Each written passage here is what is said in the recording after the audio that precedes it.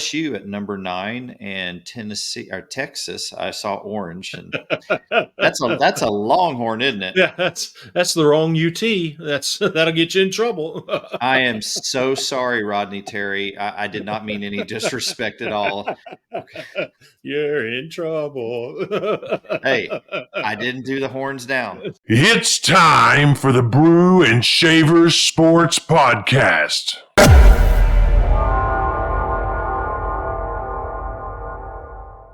Hey there, welcome back, sports fans. Another episode of the Brew and Shavers Sports Podcast. Thank you for joining us. Remember, to stay on top of everything that we do, be sure to hit that subscribe button on our YouTube channel so you can follow every update, any new episodes, special episodes, late breaking news, any of that. You'll be the first to get the notification of that. Just hit that subscribe button. It's completely free and a great way to stay up to date with the latest episodes that come out. Absolutely. There's a lot of sports news to talk about, and Darren's already gotten in his patented absolutely, and we're only about 30 seconds into the show. I was on fire today. I was coming in hot. He was like a heat-seeking missile, like that That's right. all-pro safety that was just looking to hit that running back or that That's wide right. receiver coming across the middle. He was the Caleb Downs Alabama version / Ohio State new signee. We'll talk about that in just a little later. Just want to throw that in there for our Alabama listeners. And so here, I'll write the check there. No, go ahead. Somebody's writing the check. Somebody is. That's exactly right. Speaking of college football news, we've got some different items to share with you tonight. R.C. Slocum is the interim athletic director at Texas A&M. This is not R.C. Slocum's first tenure at the university. He was the head coach from 1989 to 2002. A little surprising that they went down this road, Darren. What do you make of bringing Slocum back? I'm wondering if it's just a comfort thing. He didn't in his interim role the previous time and during his time as the head coach there. Obviously from there's no big stories out there or at least that I'm aware of about something being wrong with the program. So obviously he ran a clean program, did things right. So I think he kind of fits the bill of, we know we can bring him in. He's going to at least maintain status quo while we conduct the right search instead of a quick search. That would be my guess. Obviously we're speculating and not reporting. We don't have any inside information, but that would be my thought as to why they made that decision. It's somebody that's going to be there. He is going to take care of the university and value being entrusted with that, do things the right way, and you can conduct a correct search to find the person you want instead of a hurried search that don't always work out in head coaching and AD world. That's how you end up with some of Tennessee's coaches in the past. But anyway, go ahead. Just saying. Slocum is a known commodity. They know what they're going to get from him. Exactly. And so he's familiar. And sometimes that's a good road, a person to put in that interim position while you're looking for a more permanent absolutely person to fill that slot. In other news, Bill O'Brien, no stranger to college football and NFL for that matter, recently named the offensive coordinator at Ohio State. Mm-hmm. A little bit of a stunning move. At least I was surprised by this, Darren. How about you? Well, when you look at how effective his offenses were at Alabama, at Houston. Oh, wait, never mind. Yeah, I don't know what they're thinking. It almost feels like if you think about the fact that Bill O'Brien is made, that hire is made as him the offensive coordinator, and then Ross Bjork, I think that's correct, is brought in as the AD, who is the guy who terminated Jimbo Fisher when nobody thought that could be done. If I'm Ryan Day, surely he didn't choose to bring Bill O'Brien in. He's got to be nervous. They bring in an awful offensive coordinator and bring in the guy that's known for, I'll take out the head coach that nobody else will. I'll fire him. I don't get it at all. Look at, if you're at Alabama, and your offense is so inept that it looks the way it did. I don't know any other way to say it. You're not an offensive coordinator candidate. I mean, look at. I mean, Darren, he went to. how do you really feel about this hire? I ask what's his name? New England. Who's the head coach at New What's England? his name?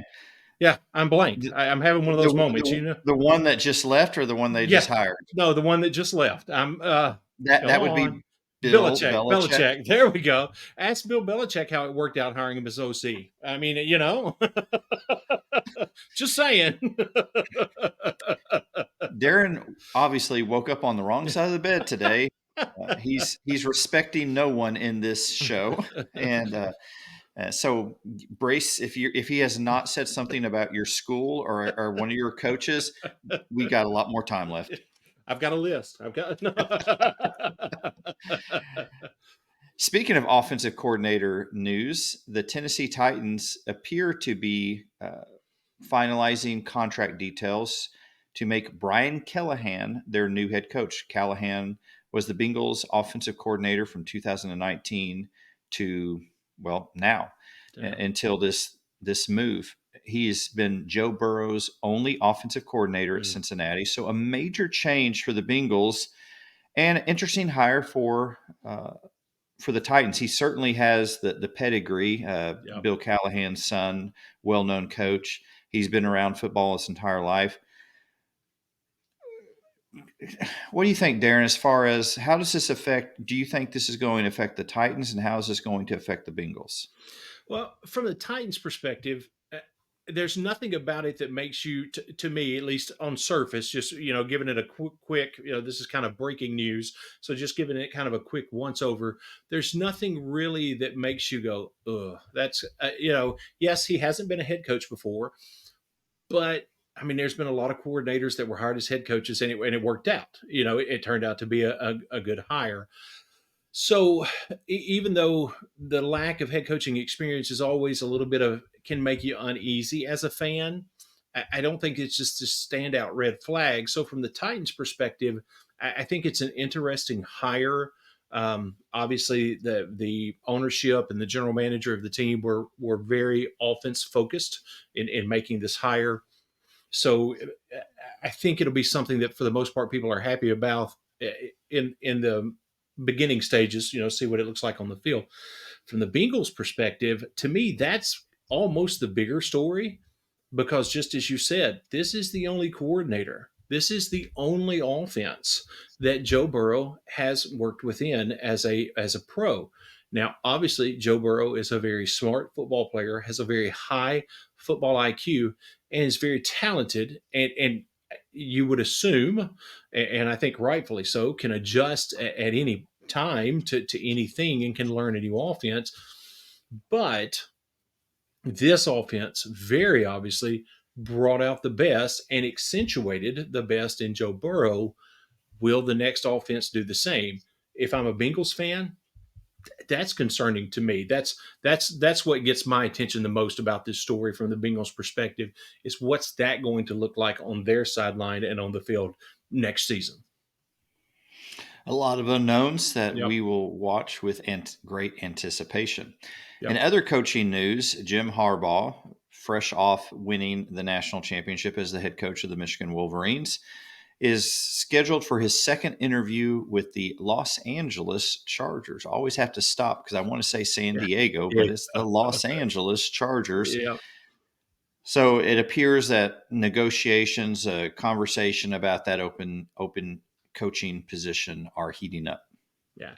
And I would assume, unless something breaks down in negotiations, that's going to be, a very public second meeting. I mean, that looks to be where we're headed. It'll be interesting to watch how it all develops. And for this late in the game, for that big of a domino to kind of be open now that Michigan is looking for a head coach, if that's how it all, that's going to be really, really interesting to watch. Yeah, I think Michigan's already got their head coach on staff right now. And so I don't think they even have to look outside, but you never know how. You think they'll go with the interim, the guy that was the which I think would Sharon, from everything. Yeah. From everything you see, I think that would be a great choice. But Mhm. Yeah, I think he earned it this year, filling in for yeah, Harbaugh in those games.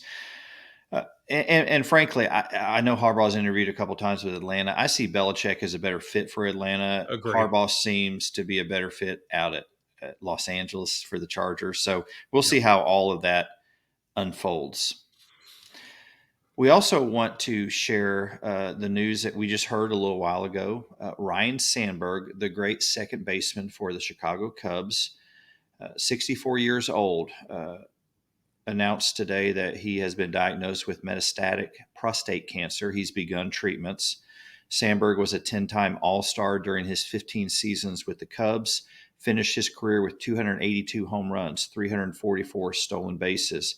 Elected to the Hall of Fame in 2005, he was the National League MVP in 1984, 9 consecutive Gold Gloves, and this summer, I believe it's like June 23rd, a statue of Sandberg is scheduled to be unveiled at Wrigley Field in Chicago. So just heartbreaking news. Our Yeah, prayers and thoughts are with Sandberg. In definitely. my generation, my lifetime, I guess you could say, Darren, I put him up there as the greatest second baseman that I had the opportunity to watch. He was Absolutely. just an amazing baseball player. Yeah, I agree completely. He was a term we use a lot, or at least I find myself using a lot. I think a generational talent. The things he did, and on the level to hit that level and maintain it. 9 consecutive Golden Gloves.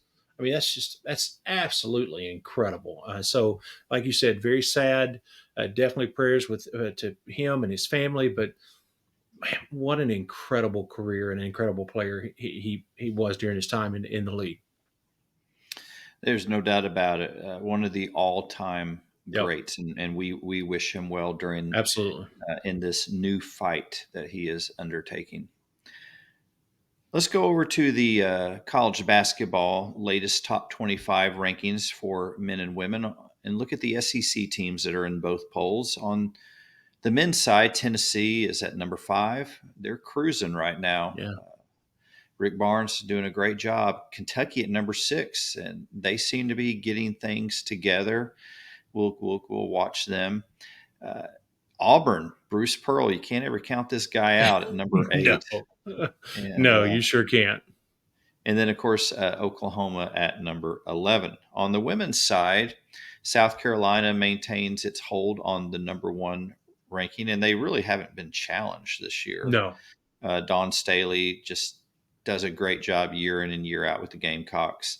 LSU at number 9 and Tennessee or Texas. I saw orange, and that's a Longhorn, isn't it? yeah, that's the wrong UT.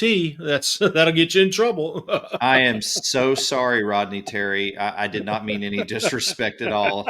Okay. You're in trouble. Hey, I didn't do the horns down. That's right. At least you didn't. That's right. This Thursday night, a massive matchup in women's basketball as South Mhm. Carolina travels to Baton Rouge to face LSU. The PMAC is going to be crazy. It's going to be loud. Last year, when these two teams faced off, it didn't turn out to be quite the game that people expected. Yeah. In a lot of ways, I think South Carolina, uh, they're playing like they understand and they've got it together. I think LSU is still Mhm. finding itself Absolutely. in this season. So very intriguing matchup at home. If you love sports at all, don't miss that Thursday night. South Carolina, LSU, and Baton Rouge. Yeah, it's going to be like we've talked about. It's or like you've already said. It's going to be a big game. A lot of people watching. Obviously, ESPN is going to be right on top of it. I think they're coming to town for it. Whatever. And I've heard in a local Baton Rouge station today that the tickets are just getting ridiculous, that the like upper deck is like 70, 65, 70, $80 just to get like basically to set up close to the roof is that there's just nothing available because people, it is genuinely the hottest ticket in town, which is awesome. And hopefully, contrary to what happened last time, I mean, South Carolina fans obviously weren't disappointed, but just as a college basketball fan, hopefully it's a little bit more of a contested game and a more exciting game between the two this time. Yeah, the ticket prices for the lower level are prices that you would expect to pay for a major college football game. Right. It's Absolutely. it's great to see the attention and the excitement that this game in women's college basketball is cultivating, Yeah. continuing to grow the sport. Well, before we move on to talk about the NFL playoffs and other sports news, let's go ahead and pause for this week in sports history. The 1954 NBA All-Star Games was the fourth edition of the annual exhibition game between the best players from the Eastern and Western divisions of the league. The game was held on January 21st, 1954 at Madison Square Garden in New York City. The game was notable for being the first and only All-Star game to go into overtime, as well as for featuring two of the greatest players in NBA history, Bob Cousy and George McKee. The game was a close and exciting contest, with both teams exchanging leads throughout the four quarters. The game went into overtime, where the East dominated with a 14-9 run, led by Cousy's 10 points. The East won the game 98-93, and Cousy was named the most valuable player with 20 points, 11 rebounds, and 4 assists. The game was a thrilling spectacle that entertained the fans and set a high standard for future All-Star games. Oh, thank you.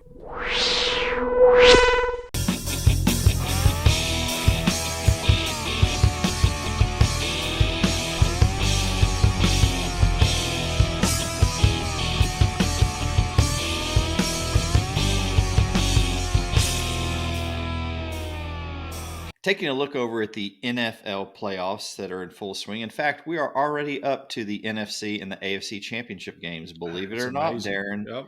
Just a few weeks away from the Super Bowl. In the divisional round, the Baltimore Ravens pretty much throttled the Houston Texans 34 to 10. CJ Stroud's remarkable rookie season comes to an end. Texans have a lot to be excited about. Exactly. D'Amico Ryans did a great job coaching this year. Baltimore just is a better team, and they played better, and Yep. so they're moving on. Yeah, that's exactly right. That's really all you can say about that game, truthfully. Over in the NFC, the San Francisco 49ers had their hands full with the Green Bay Packers and Jordan Love, pulling out a 24-21 win. The game was still a little bit, if you're a Niners fan, you had to be nervous. The Packers Yeah. had the ball again until Jordan Love channeled his inner Brett Favre and threw it across his body back across the field. Yeah. And the game ended with an interception. Green Bay Yep. fans, I'm sure that brought back painful memories of years and Yeah.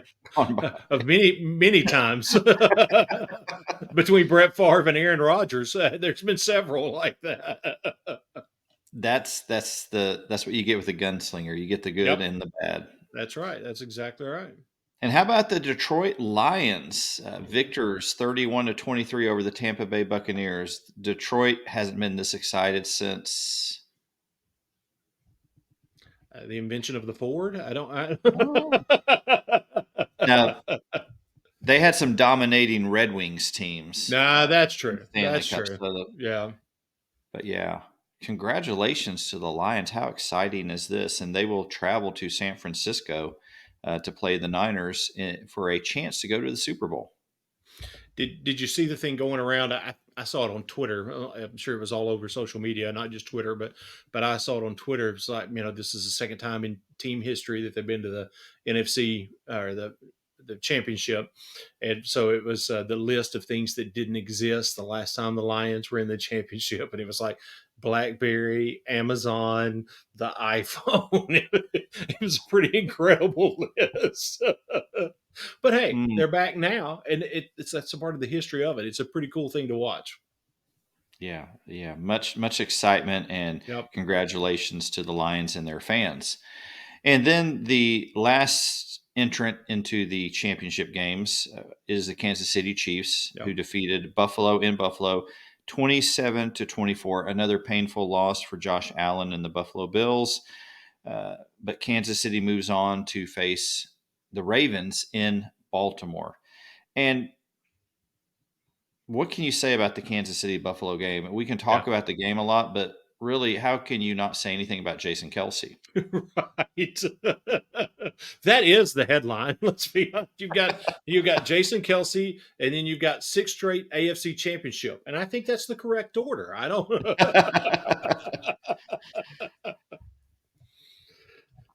But he yeah, definitely enjoyed the game. I think we can say that with ease. and I know it's got to be frustrating to be a Bills fan coming up Yeah. short again to Kansas City. The opportunities were there. You keep thinking this team is going to find its way Yeah. to a Super Bowl before Josh Allen retires. I just can't see that not happening. I agree, but boy, as long as Kansas City is doing things the way they're doing them, I mean, it's going to be a hard road for sure. Yeah, yeah, it will be. So those are your matchups for the NFC Championship and the AFC Championship to see who goes to the Super Bowl on February 11th. You wanna throw out who you think goes? Well, who do you have? Baltimore, Kansas City. Who you like in that one, Darren? We just talked everything we did about Kansas City. There's just something pulling me toward Baltimore. I don't know why. Might end up looking dumb, but I feel like there's something about this Baltimore team. So I think I'm going to go with Baltimore on that one. How about you? I make it a policy to never root for the Ratbirds. I can understand.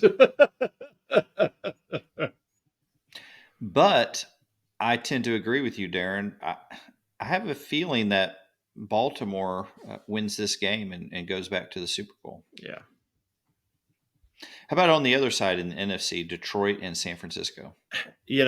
Smart money says San Francisco, but just because it's the story I want to see, just for the history of it, I gotta go with Detroit. I'm gonna, even if I'm wrong, I at least chose history, and I'll go down with that ship. I'm gonna go Detroit. How about you? I think there are some question marks with the Niners. Mm-hmm. Brock, I'm still not sold on Brock Purdy. There's a lot of Agree. check downs. Debo Samuel is 50-50 to play in this game. If you take him out of the equation, well, we saw what happened against the Packers. Yep. He found George Kittle a few times. The big factor in that win for me was Christian McCaffrey. I think he came up big time in that game. Can he do that against a Detroit defense that I think is a little better than the Green Bay defense? Agree. I'm going to go with Detroit as well, Darren. I can't believe we're agreeing on this. Wow. We're agreeing with that. And I'm assuming, I haven't looked at anything yet, but those are the two underdogs. I'm assuming that's the case. I think so. Yeah. So interesting. But if Detroit wins, we can play Bob Seger songs on the podcast. Endlessly play Bob Seger, and I'm on board for it. I'm good with it. Well, moving on from the NFL back to college football, let's talk about the transfer portal. And the big news is Ohio State. An estimated $13 million spent on NIL, which is perfectly legal. It That's just right. means that somebody is opening up the checkbook. Somebody is spending a lot of money. We saw a report that CJ Stroud has made some major contributions. Mm-hmm. So they're getting the money coming in, and it's leading them to sign some big players. Darren, who are some of the big players that Ohio State has signed? Well, the two of the biggest ones that they've signed so far have had Alabama connections with the quarterback from Alabama. His name is Julian Sayin, I believe. He entered the transfer portal and then went on to commit to Ohio State. They have also pulled in Quinshon Judkins from Ole Miss that we talked about. And then, and I got to give you props on this one, Ben. You said, of course, we didn't even talk about Ohio State, but you felt like Caleb Downs was probably on the way out from Alabama. I guess I went with the sentimental approach and felt like he would hang in for Coach Nick, and he did not. He headed to The Ohio State. And so those are some you talk about big pulls. Uh, obviously they didn't use the same criteria to select their offense coordinator, but Ryan Day is doing something right in the transfer portal because, man, they are pulling some people in. Those are incredible pulls. You're brutal tonight, Darren. What is going on? The Alabama fans are going to love us after this one. We haven't exactly made Alabama fans happy. They're going to agree with us after this one. We're going to have to invite Bill Bryan on just to defend himself. Yeah. I would welcome that. I'm good. Let's see what he does with that invitation.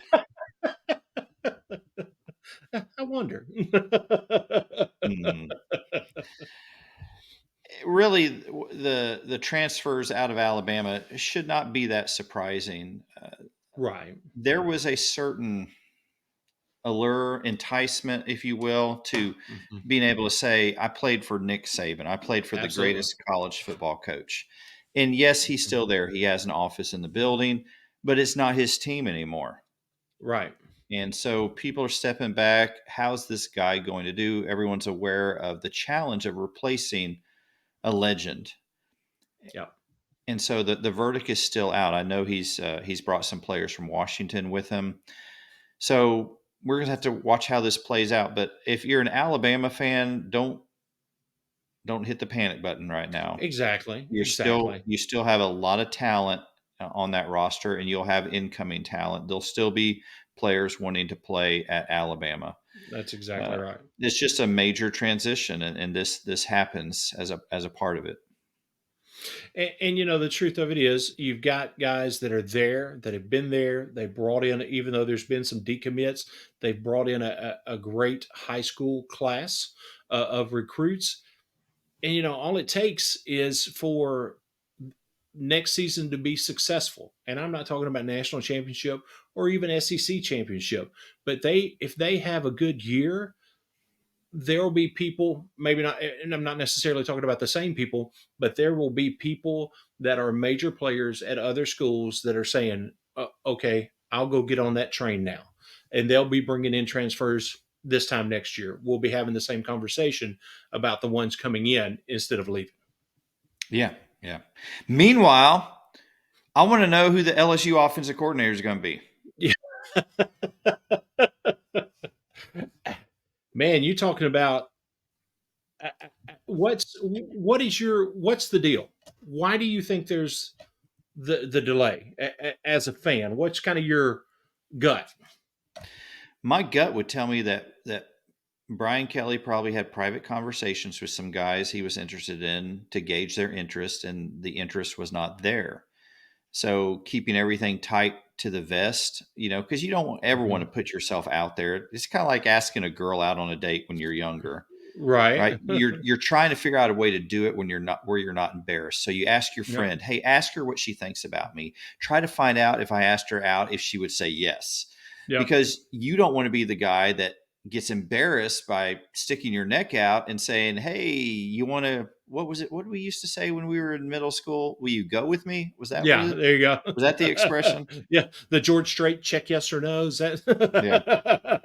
Yeah. Will you go with me? Wait, let me check with my parents to see if I can get a ride. Yeah, exactly. And so I think colleges do this as well, particularly major programs. They don't want that embarrassment of going after someone only to be rebuffed. So I'm sure Coach Kelly has some names in mind. He's probably gauging interest right now before pursuing heavily and making anything public. Do you think it's possible that he might be looking at the pro ranks as well? And maybe it's somebody that's been in this playoff run. That's maybe quite not possible. Maybe not an OC, but somebody has that background. Maybe I've thought about that as well, because to me that would make a little bit of sense as well. It would, but I think it would have to be somebody that has a background in college football, because this is not just a coaching position. This is going to be a recruiting position, and so there's when you talk about the difference in college football coaching and NFL coaching, NFL coaches are not going out recruiting high school kids or working the transfer portal.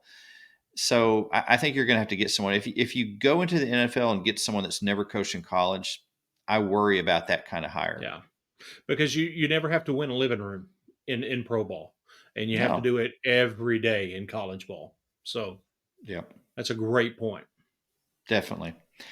So I'll just wait on pins and needles for that announcement to come out and see who it's going to be. You know, it is interesting how quiet it has been. Like you said, keeping everything close to the vest. I mean, there's been a little bit of scuttlebutt, but it's been mostly speculation, not really reporting in any way. I mean, even, checking like LSU blogs and listening to Baton Rouge radio and stuff, there's just there's a lot of conversation about it, but not a lot of informative. It's more opinionated conversation than informative. So it's really interesting how close to the vest he's been able to keep this in today's age.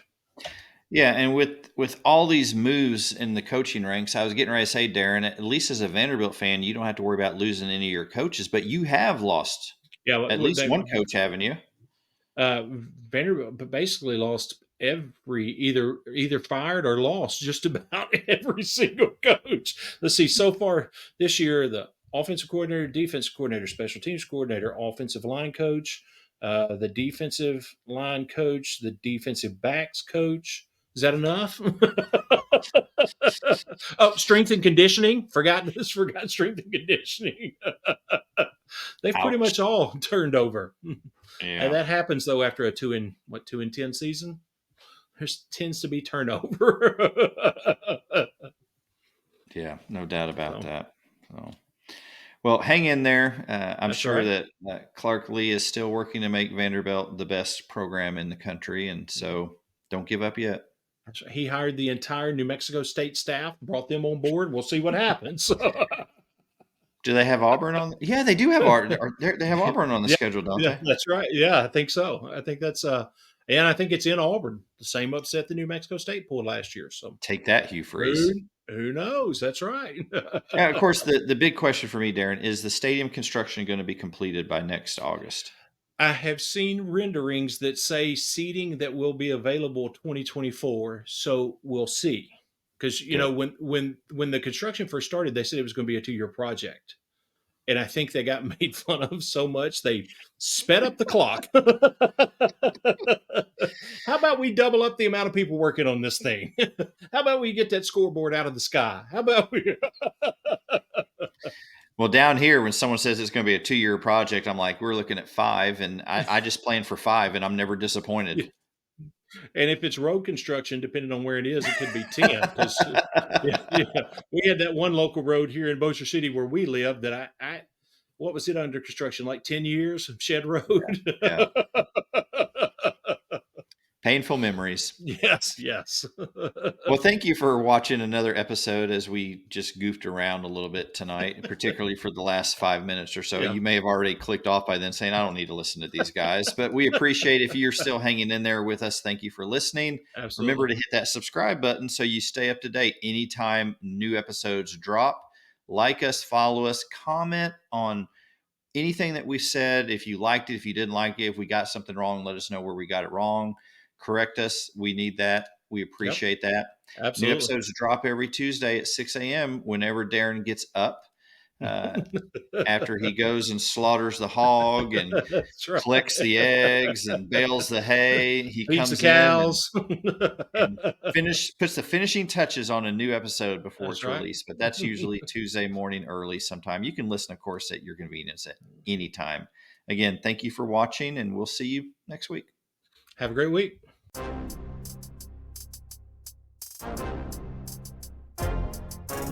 Thank you for making the Brew and Shaver Sports Podcast your go-to sports show. Be sure to subscribe, rate, and review our show if you haven't already. Your feedback is important. Let us know what you think about this week's show. Send an email to brewandshavers@gmail.com or text to our text line 318-390-3599. We look forward to hearing from you. Thank you again for listening to the Brew and Shaver Sports Podcast. See you next week.